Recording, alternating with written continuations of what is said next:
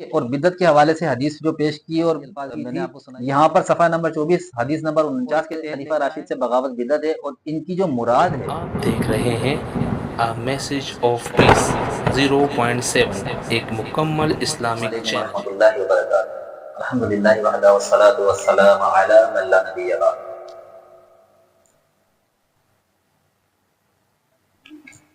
واقعہ کربلا کا حقیقی پس منظر اس کا سلسلہ چل رہا ہے اور مرزا صاحب نے جو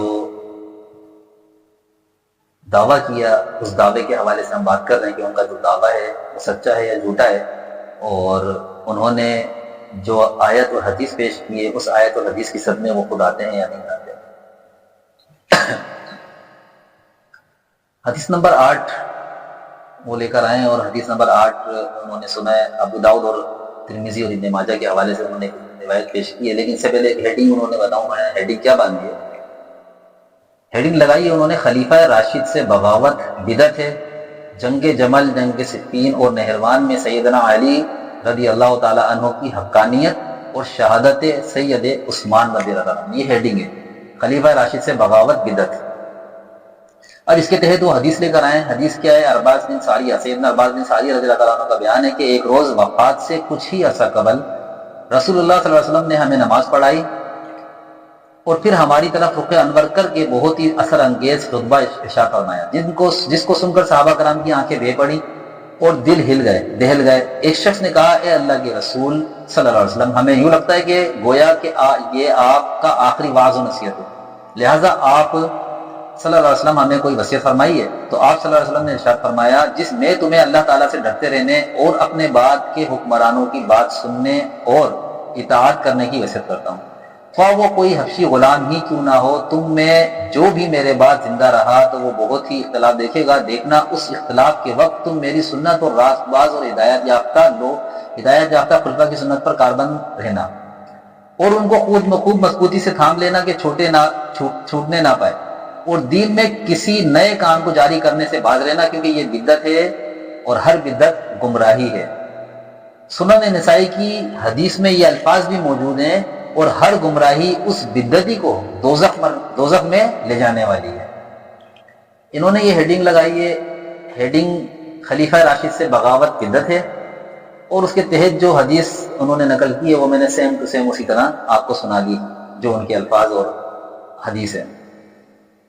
اب یہاں پر انہوں نے کیا کرا، خلیفہ راشد کے حوالے سے انہوں نے لکھا کہ خلیفہ راشد سے بغاوت کرنا جو ہے نا وہ بدعت ہے.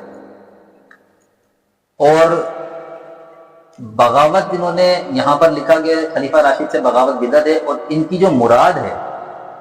یہ مراد میں کیوں کہہ رہا ہوں انشاءاللہ یہ آپ کو ثابت کروں گا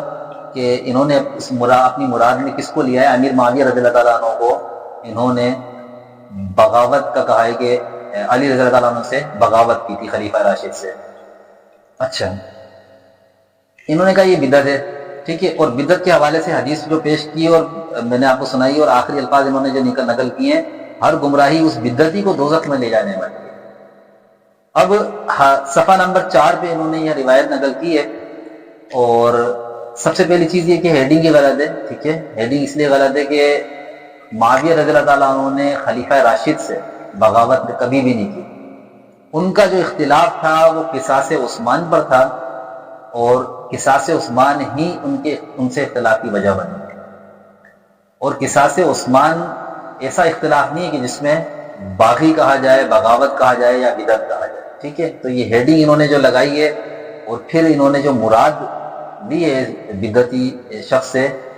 نعوذ باللہ وہ امیر معاویہ رضی اللہ عنہ کے لیے. ٹھیک ہے، اچھا، یہ انہوں نے صفحہ نمبر 4 حدیث نمبر 8 کے تحت لکھا ہے. اب صفحہ نمبر 24 پر انہوں نے کیا کیا، صفحہ نمبر 24 میں یہ خود لکھتے ہیں،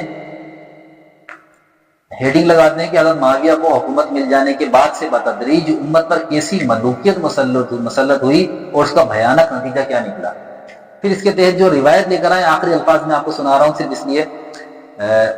کہ اس جو پہلی بات ہے، پہلی ہیڈنگ ہے، اس سے اور اس کا ربط میں آپ کو بتاؤں کہ انہوں نے کس طرح جوڑا ہے. آخری میں یہ لکھتے ہیں، یعنی حدیث نمبر 49 کے تحت صحیح بخاری کی حدیث انہوں نے دی ہے، اور آخری میں لکھتے ہیں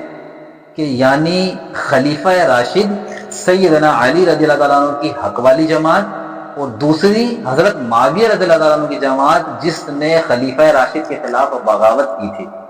اب یہاں پہ انہوں نے لکھا کہ دوسری جماعت جو معاویہ رضی اللہ تعالیٰ عنہ کی ہے اور وہ جماعت جس نے خلیفہ راشد کے خلاف بغاوت کی تھی، یہاں پر صفحہ نمبر 24 حدیث نمبر 49 کے تحت لے کر آئے، اور صفحہ نمبر 4 پہ انہوں نے لکھا ہے خلیفہ راشد سے بغاوت بدعت ہے، اور اس کے تحت جو روایت لے کر آئے ہیں اس میں آخری الفاظ انہوں نے جو روایت کی پیش کی ہیں کہ ہر گمراہی بدعتی کو دوست میں لے جانے والی ہے، یعنی کہ یہاں پر انہوں نے مراد معاویہ رضی اللہ عنہ کو لیا کہ خلیفہ راشد سے جو بغاوت کی وہ امیر معاویہ رضی اللہ عنہ تھے، اور ان سے بغاوت کرنا خلیفہ راشد سے یہ بدعت ہے، اور بدعتی شخص جو ہے نا وہ دوزخ میں جائے گا۔ تو اب دیکھیں یہاں پہ انہوں نے امیر معاویہ رضی اللہ عنہ کو ڈائریکٹ نعوذ باللہ جہنم بھی لکھا، دوزخ لکھا۔ کس طریقے سے کہ انہوں نے یہاں پر بدعتی والی روایت تو پیش کری، لیکن معاویہ رضی اللہ عنہ کو وہاں پہ لکھا ہے انہوں نے خلیفہ راشد سے بغاوت کی تھی، اور بغاوت کرنا خلیفہ راشد سے بدعت ہے، اور بدعت کرنے والا ایسی بدعت کرنے والا وہ جہنم میں جائے گا۔ تو انہوں نے یہاں پر صحابہ کرام میں امیر معاویہ رضی اللہ عنہ کو ڈائریکٹ انہوں نے یہاں پہ یہ لکھا ہے کہ امیر معاویہ رضی اللہ عنہ نے خلیفہ راشد سے بغاوت کی تھی، اور بغاوت کے حوالے سے یہاں پہ انہوں نے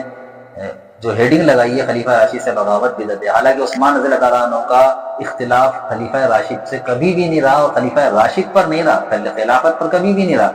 خلیفہ علی رضی اللہ عنہ سے جو ان کا اختلاف تھا وہ اختلاف قصاص عثمان پر تھا، اور اس بات کا اقرار مرزا انجینئر صاحب نے خود اپنے دوسرے لٹریچر میں کرا ہے، اور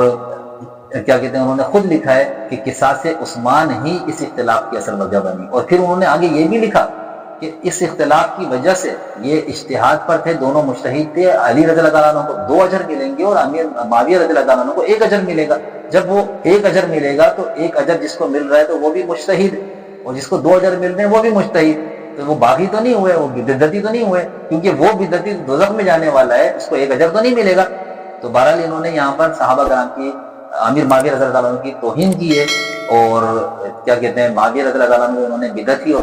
دوزخی لکھا۔ یہ ان کو اللہ تعالیٰ سے توبہ کرنی چاہیے اور اللہ تعالیٰ سے معافی مانگنی چاہیے کہ یہ جو ہے مطلب صحابہ کرام کے حوالے سے دیکھیں ان کے دل میں کتنا بغض۔ اللہ تعالیٰ صحابہ کرام کی سچی محبت عطا فرمائے۔